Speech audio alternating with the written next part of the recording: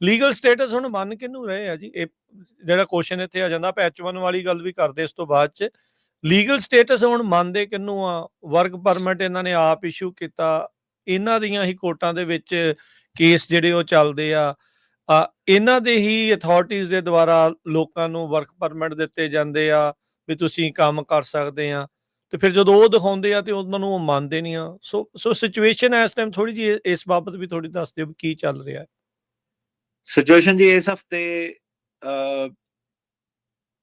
ਵੇਖਣ ਨੂੰ ਮਿਲਿਆ ਕਿ ਕਈ ਲੋਕਾਂ ਨੂੰ ਉਹਨਾਂ ਨੇ ਜਿਹੜਾ ਸੀਗਾ ਉਹ ਕਹਿ ਰਿਹਾ ਕਿ ਮੇਰੀ ਤਰੀਕ ਆ 8:30 ਵਜੇ, ਉਹਨੂੰ ਫੜਿਆ ਹੋਇਆ ਉਹਨਾਂ ਨੇ 8 ਵਜੇ। ਉਹ ਕਹਿੰਦਾ ਮੇਰੀ ਤਰੀਕ ਆ ਫਾਈਨਲ, ਜੱਜ ਨੇ ਉਹ ਕਰ ਦੇਣਾ। ਉਹ ਕਹਿੰਦਾ ਨਹੀਂ, ਮੈਂ ਤੈਨੂੰ ਅੰਦਰ ਜਾਣ ਨਹੀਂ ਦੇਣਾ, ਤਰੀਕ ਤੋਂ ਜਾਣ ਤੋਂ ਪਹਿਲਾਂ ਹੀ ਫੜ ਲਿਆ। ਤੁਸੀਂ ਦੇਖ ਲਓ, ਅਦਾਲਤ ਦੇ ਬਾਹਰੋਂ ਹੀ, ਅਦਾਲਤ ਦੇ ਬਾਹਰੋਂ ਬੰਦਾ ਅੰਦਰ ਨਹੀਂ ਜਾਣ ਦਿੱਤਾ, ਅੰਦਰ ਨਹੀਂ ਜਾਣ ਦਿੱਤਾ। ਭੁਗਤਣ ਤੋਂ ਤਰੀਕ ਏਦਾਂ ਸੀਗਾ, ਠੀਕ ਆ। ਕਈਆਂ ਦੇ ਤਰੀਕ ਦੇ ਬਿਲਕੁਲ ਫਾਈਨਲ ਪੜਾਵ ਦੇ ਵਿੱਚ ਹੁੰਦਿਆਂ ਨੂੰ ਫੜ ਲੈਂਦੇ ਆ। ਫੜ ਕੇ ਜਾਂ ਤਾਂ ਕੈਲੀਫੋਰਨੀਆ ਰੱਖੋ ਜੂਰਿਸਡਿਕਸ਼ਨ ਨੂੰ, ਫਿਰ ਮੂਵ ਕਰ ਦਿੰਦੇ ਟੈਕਸਸ ਟੁਕਸਸ, ਇੱਧਰ ਉੱਧਰ ਕੇਸ ਮੂਵ ਹੋ ਜਾਂਦਾ ਸਾਰਾ। ਉਧਰ ਜਾ ਕੇ ਸਾਰਾ ਜਿਹੜੀ ਗਵਾਹੀ ਗੂਈ ਦਿੱਤੀ ਹੁੰਦੀ ਹੈ ਸਾਰੀ ਉਹ ਯੂਜ਼ਲੈਸ ਹੋ ਜਾਂਦੀ ਆ ਉਰੇ ਕੈਲੀਫੋਰਨੀਆ ਦੇ ਵਿੱਚ। ਤੇ ਉਹ ਜਿਹੜੇ ਕੇਸ ਆ ਉਧਰ ਮੂਵ ਕਰ ਦਿੱਤੇ ਜਾਂਦੇ ਆ। ਸਟ੍ਰਿਕਟ ਜੱਜ ਆ, ਸਟ੍ਰਿਕਟ ਸਰਕਟ ਜਿਹੜਾ ਹੈਗਾ।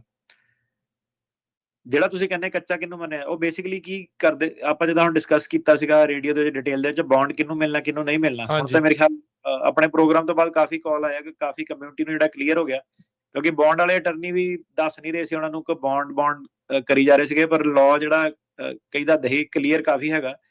ਫੋਨ ਕਰਕੇ ਵੀ ਕਈਆਂ ਨੇ ਪੁੱਛਿਆ ਕਿ ਯਾਰ ਇਦਾਂ ਕਹਿ ਰਿਹਾ ਬੌਂਡ ਵਾਸਤੇ ਹਾਇਰ ਕਰਾਂ। ਮੈਂ ਕਿਹਾ ਯਾਰ ਜਦੋਂ ਕਾਨੂੰਨ ਹੀ ਬਣਾਤਾ, ਬਲੈਕ ਲੈਟਰ ਲਾਅ ਬਣਾਤਾ ਕਿ ਜਿਹੜਾ ਬੰਦਾ 235 ਸੈਕਸ਼ਨ ਥੱਲੇ ਪ੍ਰੋਸੀਡਿੰਗ ਥੱਲੇ ਆਇਆ, ਉਹਦੇ ਵਿੱਚ ਉਹ ਹਰੇਕ ਕੱਚਾ ਬੰਦਾ ਜਿਹੜਾ ਆਇਆ ਉਹਨੂੰ ਕਹਿੰਦੇ ਤੂੰ 235 ਥੱਲੇ ਹੈਗਾ, ਉਹਨੂੰ ਉਹ ਕਹਿ ਰਿਹਾ ਕਿ ਬੌਂਡ ਜੱਜ ਨਹੀਂ ਦੇ ਸਕਦਾ ਹੈਗਾ। ਬਾਟਮ ਲਾਈਨ ਇਹੀ ਹੈਗੀ।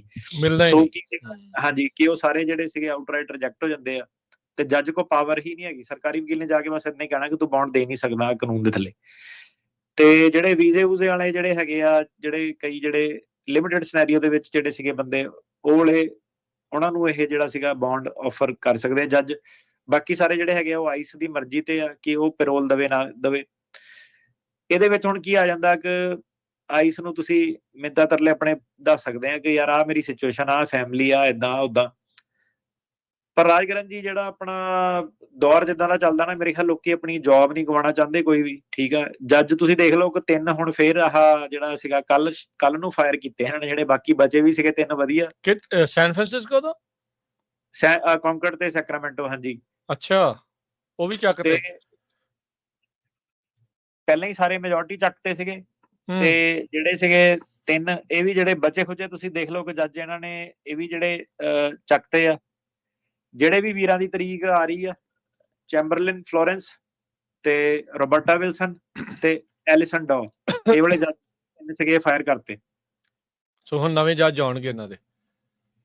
ਹਾਂਜੀ, ਹੁਣ ਇਹਨਾਂ ਦੇ ਕਈਆਂ ਦੇ ਜਿੱਦਾਂ ਕੇਸ ਸੀਗੇ, ਕਈਆਂ ਦੇ ਉਦਾਂ ਹੀ ਜੱਜ ਕੇਸ ਜਿਹੜੇ ਸੁਣ ਰਹੇ ਸੀਗੇ ਉਹਨਾਂ ਦੇ ਮਤਲਬ ਫੈਸਲੇ ਮਤਲਬ ਲਿਟਰਲੀ ਉਹ ਸੀਗੇ। ਹੁਣ ਨਵੇਂ ਜੱਜ ਨੇ ਜਿੱਦਾਂ ਆ ਕੇ ਉਹ ਕਰਨਾ। ਤੇ ਤੁਸੀਂ ਲਗਾ ਲਓ ਕਿ ਜਿੱਦਾਂ ਇਹ ਕੋਈ ਏਦਾਂ ਨਹੀਂ ਕਿ ਬੜੇ ਅਪਰੂਵ ਕਰ ਦੇਣੇ ਸੀਗੇ ਕੇਸ, ਉਦਾਂ ਦੇ ਜੱਜ ਸੀਗੇ, ਮਤਲਬ ਰੀਜ਼ਨੇਬਲ ਜੱਜ ਸੀਗੇ। ਬੜੇ ਕੇਸ ਇਹ ਪਾਸ ਵੀ ਕਰਦੇ ਸੀਗੇ, ਫੇਲ ਵੀ ਕਰਦੇ ਸੀਗੇ ਮਤਲਬ। ਪਰ ਮੇਰੇ ਹਿਸਾਬ ਨਾਲ ਤਾਂ ਫਿਰ ਜਿਹੜੀ ਸਰਕਾਰ ਆ ਉਹ ਇਹ ਚਾਹ ਰਹੀ ਆ ਕਿ 50-50 ਵਾਲਾ ਜੱਜ ਵੀ ਨਹੀਂ ਉਹਨਾਂ ਨੂੰ ਮਨਜ਼ੂਰ ਹੋ। ਤਾਂ ਫਿਰ ਮਤਲਬ ਕਿ ਇਹੀ ਹੈ ਕਿ ਜਿਹੜਾ ਜਿਹਦੀ ਜਿੱਦਾਂ ਰੇਟਿੰਗ ਆ ਉਹ ਸਾਰੇ ਚੱਕੀ ਜੋ। ਜਿੱਦਾਂ ਤੁਸੀਂ ਲਾ ਲਓ ਕੋਈ ਇੰਨੇ ਜੱਜ ਫਾਇਰ, ਸਾਰੇ ਕਲੀਨ ਅਪ ਹੀ ਕਰਤਾ। ਕੌਂਕੜ ਦਾ ਕੋਰਟ, ਸੈਕਰਾਮੈਂਟੋ ਦਾ ਕੋਰਟ ਤੇ ਆਪਣਾ ਸੈਨ ਫਰਾਂਸਿਸਕੋ ਦਾ ਕੋਰਟ।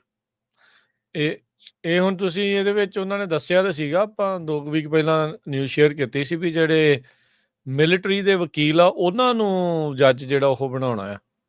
ਸੋ ਉਹਨਾਂ ਨੇ ਡਿਪਾਰਟਮੈਂਟ ਆਫ ਵਾਰ, ਹੁਣ ਜਿਹੜਾ ਪਹਿਲਾਂ ਡਿਪਾਰਟਮੈਂਟ ਆਫ ਡਿਫੈਂਸ ਹੁੰਦਾ ਸੀ, ਉਹਨਾਂ ਨੇ ਕਿਹਾ ਸੀ, ਪੀਟ ਹੈਗਸਥ ਜਿਹੜੇ ਆ ਸੈਕਟਰੀ ਆਫ ਵਾਰ ਨੇ, ਉਹਨਾਂ ਨੇ ਇਸ ਤਰੀਕੇ ਦੇ ਨਾਲ ਜਿਹੜਾ ਉਹ ਦੱਸਿਆ ਆ। ਸੋ ਆਪਣੇ ਸਾਹਮਣੇ ਆ। ਲਾਸਟ ਟਾਈਮ ਵੀ ਤੁਸੀਂ ਦੱਸਿਆ ਵੀ USCIS ਦੇ ਵਿੱਚ ਜਿਹੜੇ ਹਥਿਆਰਧਾਰੀ ਜਿਹੜੇ ਆ ਉਹ ਬੰਦੇ ਇਹਨਾਂ ਨੇ ਭਰਤੀ ਕਰਨੇ ਆ, ਉਹਨਾਂ ਨੂੰ ਹੀ ਇੱਕ ਹਿਸਾਬ ਦੇ ਨਾਲ ਪਾਵਰ ਜਿਹੜੀ ਉਹਨਾਂ ਨੇ ਜ਼ਿਆਦਾ ਦੇਣੀ ਆ। ਹੁਣ ਉੱਥੇ ਹੀ ਵੀ ਕੀ ਉੱਥੋਂ ਬੇਸਿਕਲੀ ਐਕਸਪੈਕਟਡ ਦੇ ਵਿੱਚ ਪਾਉਣ ਵਾਲੇ ਪਾਸੇ ਵੱਲ ਨੂੰ ਜਿਹੜਾ ਉਹ ਕੰਮ ਵੱਧ ਰਿਹਾ ਹੈਗਾ।